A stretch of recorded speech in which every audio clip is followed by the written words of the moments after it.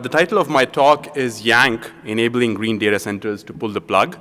I'm Rahul Singh. This is work in collaboration with my advisor, Professor Prashant Shenoy, Professor David Irwin from UMass Amherst, and KK Ramakrishnan from AT&T Research. So data centers today are being used to host a wide variety of applications. Modern data centers are designed to be highly available. For instance, take the example of the power delivery infrastructure. In order to ensure that there are no power outages, data centers employ a highly redundant power delivery infrastructure comprising of high-capacity UPSs, backup diesel generators, and connection to multiple grids. Now, as a result of this highly reliable power supply, applications assume that the servers in these data centers are what we can call stable servers. That is, these servers are assumed to be always available and always on. However, providing this high level of availability can be very expensive for the data center administrators. So what data centers might also do is that they might try to reduce the cost of their infrastructure by reducing the reliability of this infrastructure and relaxing the strict availability assumption. So in this alternative approach, data centers relax the strict availability and reliability assumption on the hardware and compensate for it in software by designing low-cost, high availability techniques. Now, in modern data centers, there are multiple scenarios where the servers are unlike conventional stable servers and their availability is unpredictable. For example, consider the case of spot instances in the Amazon EC2 Compute Cloud. Spot instances are compute instances that are very cheap, but they are also very unreliable, and they can be taken away from the user at any point in time. The price of these spot instances fluctuates over time, as shown in the first figure, and when the price exceeds the price that the user is willing to pay, these instances are terminated. Similarly, consider the case of some data centers that might not be running mission-critical applications, and in order to reduce costs, they might decide not to use backup diesel generators. So in this case, in the case of power outages, the servers will be terminated. Consider a third scenario of green data centers that use on-site renewable sources like solar and wind to power a fraction of their servers. The availability of these renewable power sources varies over time, as shown in this second figure. And in the case of long-term shortages in the renewable power production, the servers will have to be terminated. So to capture these kind of scenarios, we introduce a new abstraction, which we call transient servers. And transient servers are different from conventional stable servers in the sense that they are unreliable and they have an unpredictable availability. So they can come up and go down in an unpredictable fashion based on some external factors. However, unlike failures, the key characteristic of transient servers is that they receive a prior notification or a warning signal before they terminate. And the time between when the warning signal is received and when the server actually terminates is what we will call the warning time. The warning time can be 0 or it can be in the order of a few seconds. For example, consider the previous examples that I told you about. In the case of spot instances, before the spot instance terminates, it receives a SIGTERM signal, and this signal is typically received 1 minute in advance of when the spot instance actually terminates. So in this case, the warning time is typically 1 minute. Consider the second example. In the case of power outages in data centers with no diesel backup generators, the UPSs built inside racks provide a warning, and they provide typically a time of a few minutes before the server goes down in the case of these power outages. Consider the third case of green data centers, in which case they employ UPSs to hide short-term fluctuations in renewable power generation. And in the case of long-term shortfalls in renewable power, these UPSs might provide some warning before the server actually terminates. So the question that arises is that if we have these data centers that have this mix of stable and transient servers, we need to rethink the design of applications in order to utilize this mix of transient and stable. So the high-level objective of Yank is to allow the data centers to maintain application availability while also being able to use these transient servers in a transparent manner. So in this direction, we first introduced the transient server abstraction. We next design Yank, which provides a generic system support for transient servers. We then apply Yank to the green data center scenario. So the next question that arises is that how do we provide support for these transient servers so that the applications can use these transient servers? Now, there are two approaches that one can use to provide support for these transient servers. The first approach is that we modify each application individually. Now, this might be easy for applications like Hadoop and MapReduce, which are already built keeping into mind failures of the underlying hardware, and they have their own checkpointing mechanisms. So if the transient server fails, they can be restarted from the last checkpointed state on a stable server. However, for applications that are not built keeping into mind failures and that cannot sustain any state loss, it might be difficult to modify these applications in order to use transient servers. Examples of such applications are interactive web applications. So the second approach which one can use to provide support for these transient servers is to provide a generic system support that all applications can use without any modification. And Yank takes this second approach. To illustrate how Yank provides this generic system support for transient servers, let us consider we have a transient server which is virtualized, and there are virtual machines running on top of it, which we will call transient VMs or transient instances, and there are applications running inside these VMs. So when the warning is received, in order to ensure that the application remains available and that no state is lost, we need to move the state of these virtual machines over to a stable server. And we need to do this within the warning time to ensure application availability and ensure no state is lost. Now, given this objective, there are two existing approaches that one can use. The first approach is that we live migrate the virtual machine over to a stable server when the warning is received. Live migration, however, typically takes tens of seconds. So for warning times less than this, we will not be able to use this approach. However, the overheads associated with live migration are very minimal. The other approach that one can use is to have a high availability kind of a solution, where for every transient VM, we have a backup VM running on a stable server, and these two VMs are running in perfect lockstep, perfectly synchronized with each other. So as soon as the transient server dies, the transient VM can seamlessly fail over to its backup. Many systems provide this support, including VMware and also Remus built inside Xen. Now, this approach can support warning times of even 0 seconds because this supports instantaneous failover.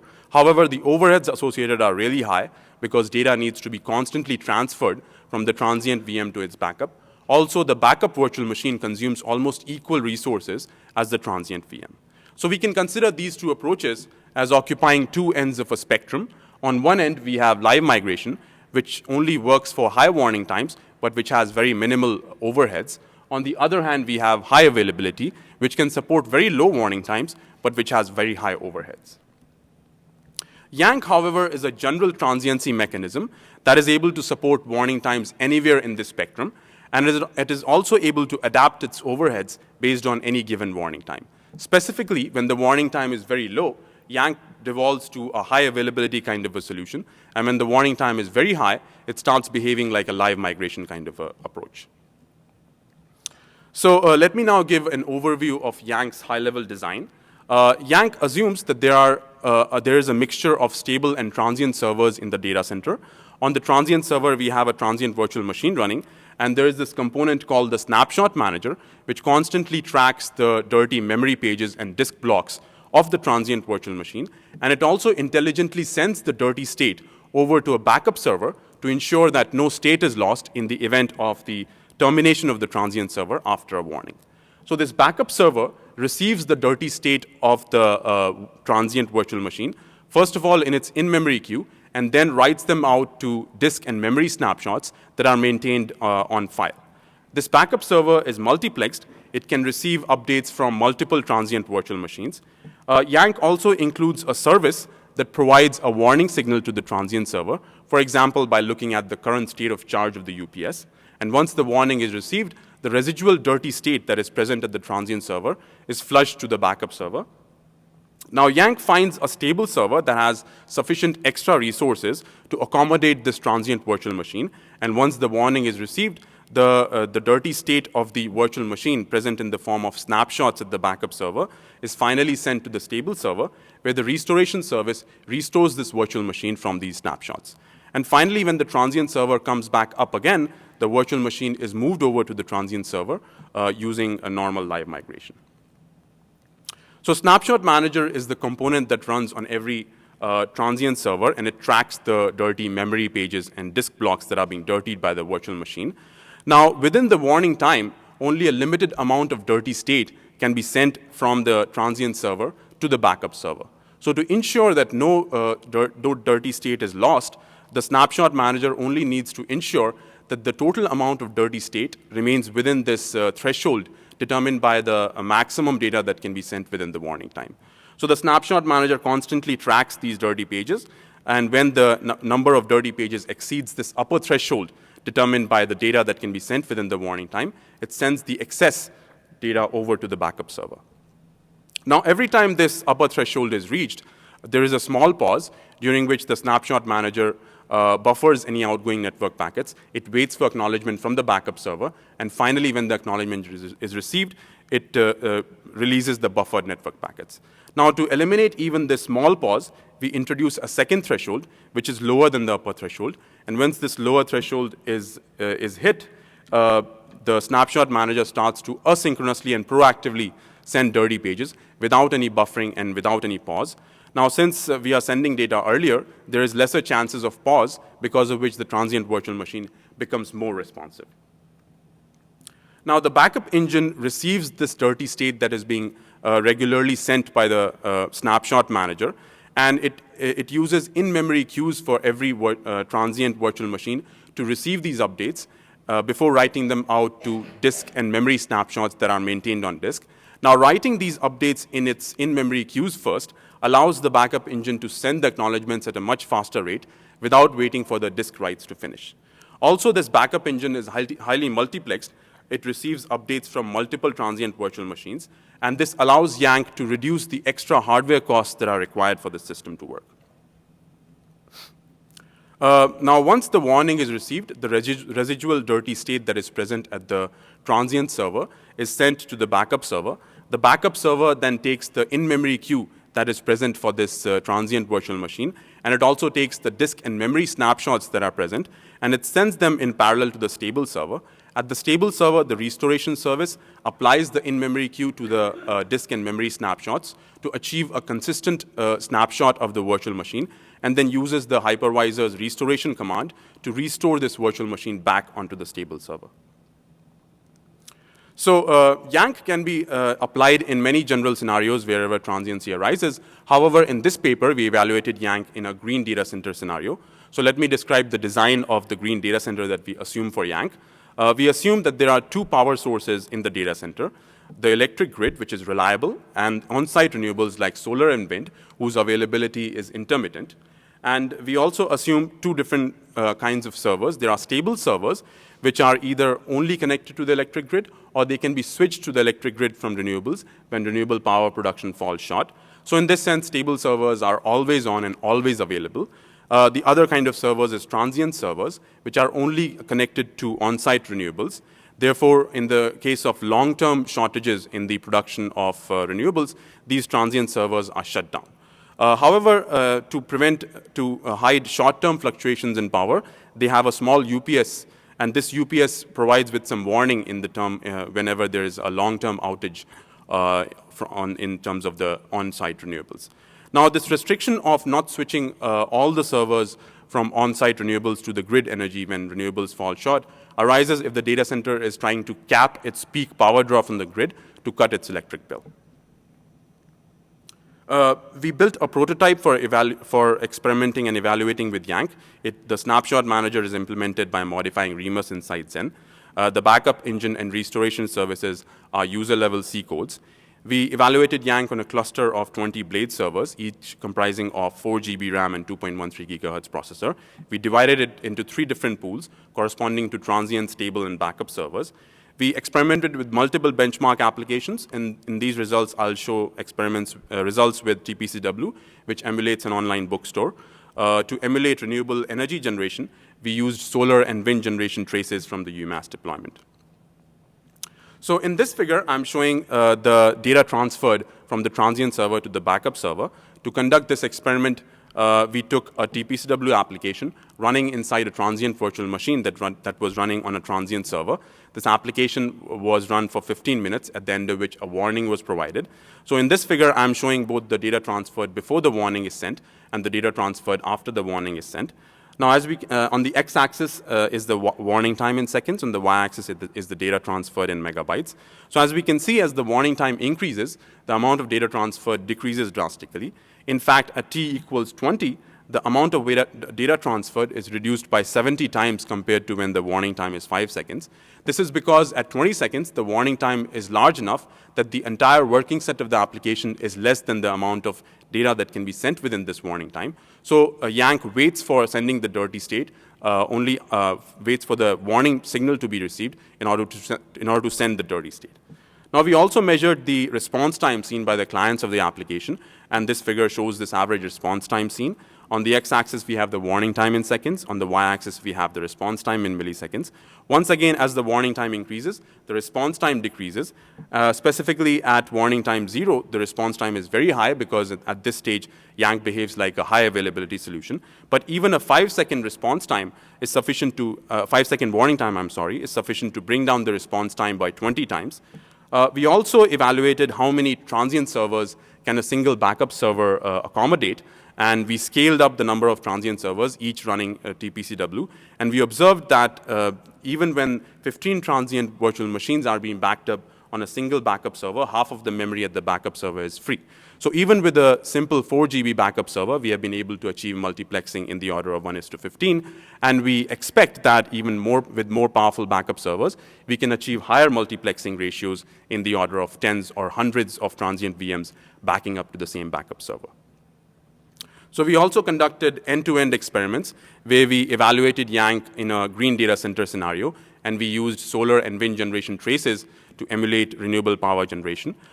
This figure, the first figure, shows the solar power harvested by a solar panel in the test bed, and this trace has been compressed into a 2-hour duration of the experiment. This solar generation trace was fed into the servers in the transient pool of servers. We assume that each server in the pool consumes a constant 300 watts of power. We assume that each server has a UPS backup, which provides it with a backup of 10 seconds in the case of outages and shortages in the renewable power generation. So the warning time is considered to be 10 seconds. So we conducted an experiment where we took the TPCW application and ran it inside a virtual machine, and we observed the response time seen by the clients of the application. And this figure shows the response time that we observed on one of the servers in the pool during this 2-hour duration of the experiment. We observed similar results on other servers in the pool. Now, as we can see, initially when the renewable power generation is very small for spinning up a transient server, the virtual machine is running on a stable server, and when it rises up and it is sufficient to bring up a transient server is brought up, and the virtual machine runs on a transient server for a while. And finally, when the renewable power generation falls down again, a warning signal is provided, and Yank automatically switches the state of the virtual machine over to a stable server. So we can see from this experiment that Yank is able to hide the fluctuations of the underlying power infrastructure and the transiency caused by renewable power sources from the application running on top. To conclude, we introduced the notion of transient servers, which are servers that are unreliable, but that receive a warning prior to their termination. We saw that they arise in multiple scenarios. We described Yank, which is a system that provides a general support for these transient servers. We evaluated Yank and found out that the overheads of Yank vary on the warning time, and it is able to use warning times to achieve very low overheads. We evaluated Yank in a green data center scenario where we saw how Yank is able to hide fluctuations in renewable power from the applications.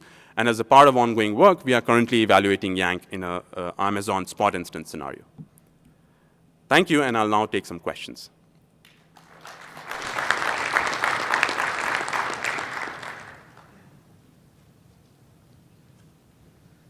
Rajesh Nishtala from Facebook. So I noticed that you try to move the entire application state. Can you comment as to why you want to move an entire application state rather than just tell an application that, hey, move to here, because the entire application state might not be relevant? Like, so how much of the state do you actually move, and how much of that do you foresee as not even being relevant to move over to a different VM? Right. So, I mean, it's not that we are moving the entire state. We are only moving the state that has been written to, and that will be, as you said, that will be relevant for spinning up the virtual machine in the case of, when we need to restore it at the other state. Well, I guess my question is not which particular state, but how much of the, what percentage of of an application's memory, for example, is actually needed to reconstruct a live instance, and why would you want to spend the entire time moving everything that just can be reconstructed in a matter of milliseconds if need be? Right. So we conducted some experiments about like what are the active sets of various applications and how much state they actually write to. And we observed that that state is much smaller than the total memory that is allocated. So we used that observation of small working sets and the fact that they actually are writing to a very small state to achieve that multiplexing. Okay, thank you. Thanks. Hey, Dave Anderson, Carnegie Mellon. So I'm trying to wrap my head around both the motivation but the actual uses for what you've done. So if I'm getting your scenario right, you still have a mains feed coming in from the grid, right? Because you need to power something. Right. So what you're actually shrinking here is you're not really enabling me to be 100% green. You're kind of enabling 99 point something. Right. So what you've done is you've shrunk the size of you've shrunk the number of guaranteed megawatts or whatever your favorite unit is of capacity from the grid. So my first question is, what does that actually save me in, be it dollar or carbon or something like that I actually care about? Right. So, so the first thing is that we allow the administrator to decide that fraction that he wants to run on the stable servers. I mean, let's say you want to cap your power within a certain limit, and that means that you can only run a certain number of servers on the grid. So basically, if you don't have any renewable available, you try to basically put all your workload only on that only small number of servers, and that might have a performance hit. But when renewable comes back, you might be able to shift your entire workload on renewables. So I don't think that was what I asked. What I asked was, what does it save me to shrink my required grid capacity by 50%? Like what, in terms of dollars, capital costs of the power infrastructure, overall lifetime carbon footprint of my data center, what am I actually saving by shrinking that by whatever percent I can shrink it by using your technique? So the argument is the same for the argument on using renewable power whenever it is available. So you basically, if you're using less of the grid, and you can, first of all, for instance, you can take advantage of on-peak and off-peak pricing that many data center power providers have with the data centers. So for instance, if you can switch all your workload to renewables during an on-peak hour, that will save you the operational costs in terms of power. So that's an example of the savings that you can have in terms of dollar amount. Does that? Maybe I'll bug you about it later. Okay. The second question, Michael, am I out of time? Last question. There's such a queue.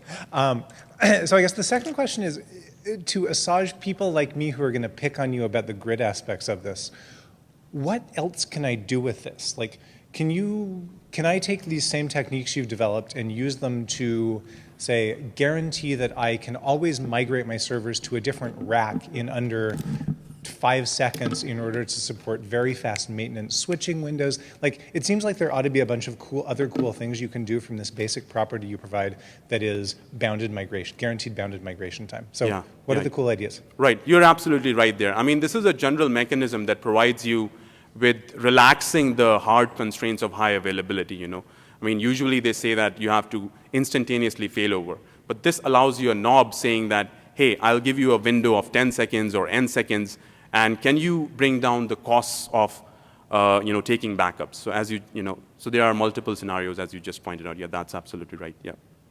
Thanks. Thanks. Let's thank the speaker again.